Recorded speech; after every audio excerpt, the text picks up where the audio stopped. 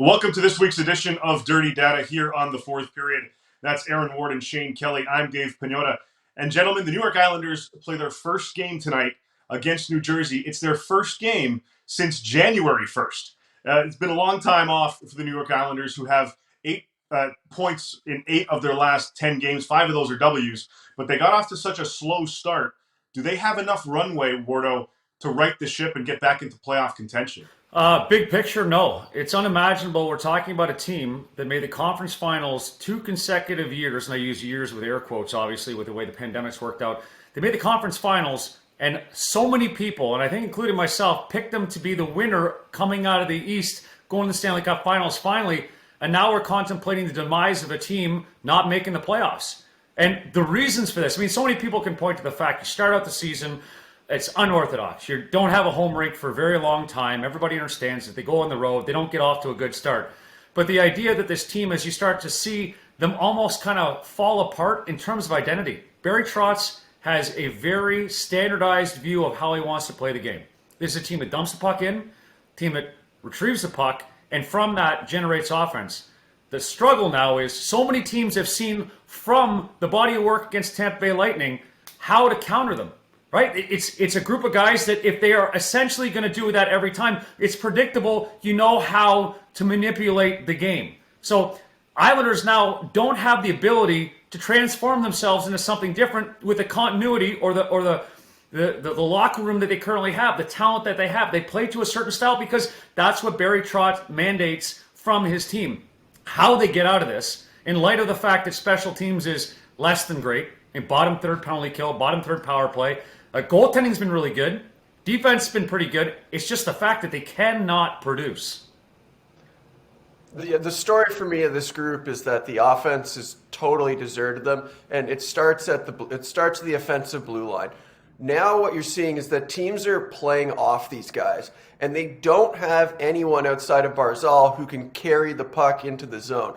They're 20th in the NHL at controlled zone entries. That's when you come into the zone of the puck. Now, the benefit of that style of play is that you don't give up many rush chances the other way. And as Wardo just said, their goaltending's still really good. Their defense is really good. They're second in the league in goals against. But they can't score to save their lives, and they don't have the horses to start playing in another way. So unless they can somehow figure this forecheck out and get it back to what it was doing last year, I just don't see how this group can improve, really. Well, they're going to have Brock Nelson back, and he has 10 goals so far on the season. Matt Barzal has points in his last 8 games. Oliver Wahlstrom has stepped up and having points, I think it's 5 in his last 8 games as well. And he's stepping up, one of the younger players on the team. Noah Dobson doing some good things on the back end. Can those young guys help spark the offense from some of the vets on this club? The difficulty, though, and you list that number of guys, is that's what you're pinning your hopes on, because the rest of that locker room has to play the dump and chase style, the puck retrieval, get it to the scoring area and get it in there. The problem is it's no longer available to them. So if I'm an opponent, I'm now keying on Barzal. I'm making a point of ensuring that someone's on him because that's their most heated or the greatest opportunity for offense right now. And I shut that down. I've got another frustrated New York Islanders team. So you can say all you want about these guys can do. The problem is being a team game, far too predictable, and I don't know how they get out of it. You can't just change on the fly how you approach the game and what your mentality is. Last 3 years, this group has been top 5 in the league in high danger scoring chances. And when think about high danger, that's kind of the home plate area that we talk about. They're 25th this year. So the dump and retrieval game has just broken down in terms of its ability to create offense. You talk about coming back with a Brock Nelson, with an Oliver Wahlstrom. These are not puck-carrying players, though. These are guys who ride shotgun to a Barzal, to somebody who can carry the puck into the zone and create opportunities.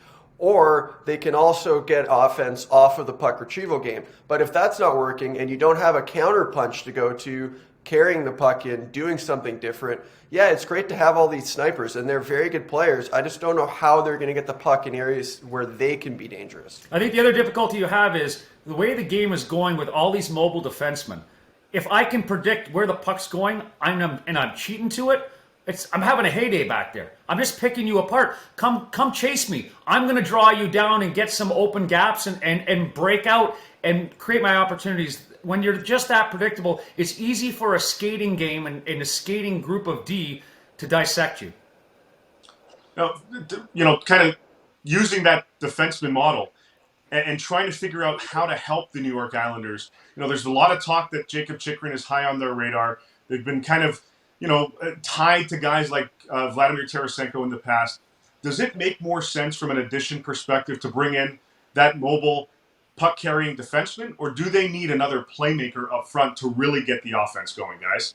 I love Chychrun. I think he'd be a great acquisition. I think he'd fit really well in the Islanders lineup. But here's the problem. It screams to me, in light of their lack of ability to produce, that the catalyst or the area that needs to be excited is getting the puck in the zone, and it's not coming from the back end. I don't think there's a problem from your D-core getting the puck up to the forwards. It's what they do once they have the puck. Because again, we keep saying it's so predictable. Dump in, you're not getting it back. Carry across, you don't have a lot of guys that are able to do it effectively, and those guys, when they're attempting to, tons of turnovers.